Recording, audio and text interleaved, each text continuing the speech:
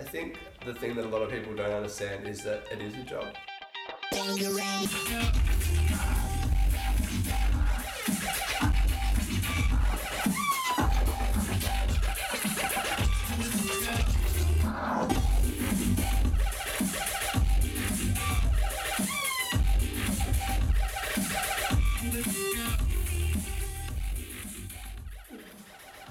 Nothing like waking up and then go to a gig in like 2 hours.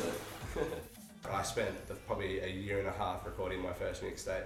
I went back on that thing so many times. There were so many times where you just make one mistake and straight back to the start. But now I guess I've kind of settled with that, where now I'm spending a lot of my time focusing on looking for the right music. I've been very blessed to play, a lot of the major festivals in Sydney and Canberra. So I've played Good Vibrations a couple of times, Park Life, Field Day, Foreshore Festival in Canberra, Warehouse Festival in Canberra, Stereo Sonic.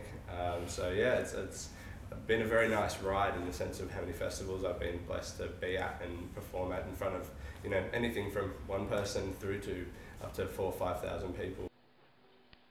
I guess it's a mentality that people have built up, that they think we're just standing up there, drinking a drink and maybe the computer's doing everything and that sort of thing. And I'd love for someone who thinks that to come up and do, and literally just hand them the headphones and go do it.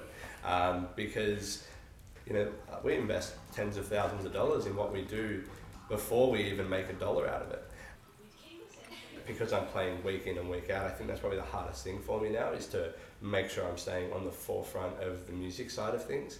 You're always trying to find that little bootleg, you're always trying to find that gem that the other guy doesn't have, and especially because there's so much wide variety now. You're digging over worldwide forums and worldwide music download sites where everyone has access to this stuff.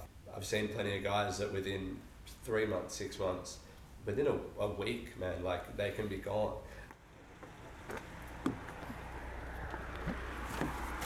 I think with that, as far as fears of what's coming up, I think the way promoters seem to me today seem to be that it's all, obviously, it's a business. So I do respect that it's all about the money.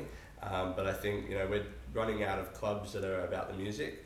And it's definitely becoming about the half-price drinks. It's definitely changing the dynamic of what built a family around a club. I've been in a few venues now that have since learnt that an iPod could do what we were doing and what they were paying us money to do. They say that, I guess, but then you would go there at 11:30 on a Friday night and the iPod hasn't been programmed to change up the fact that there's 3 birthday parties going on, and so I guess that's where you see that they miss out. But again, a venue manager may not necessarily see that. That old saying of "it's not what you know, it's who you know," definitely it plays a big part in this industry, especially as a up and coming DJ. I think there's so many factors that will help you become a better DJ.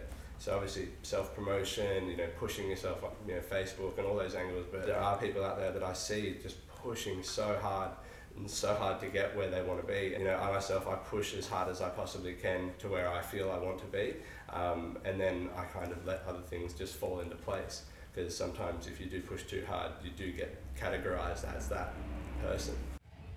The biggest thing is watching people's reaction to when you drop a track, be it one of your own or be it just one you've been digging and you found. It's like the look on even if it's just one person's face, that's what you walk home with.